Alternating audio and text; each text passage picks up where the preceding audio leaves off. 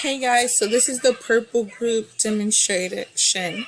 So I'm just showing you how to drag the sensors to two locations and compare the side views.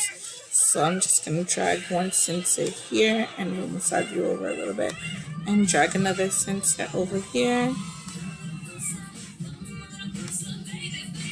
Right, and this is how I would compare my side views. Now remember that if you need to change your temperature view, you can change it up here. So air, surface, or none.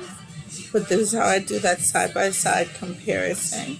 And if you look, I can see what's going on with the energy transfer from the sun to the land at both of these places.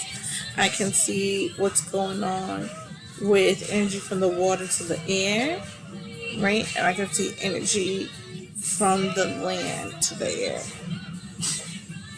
Alright, so hopefully this lets you see how to compare side-by-side view. You can even drag these two next to each other so you can look at the difference in those temperatures. So I hope that helps. Have a good day.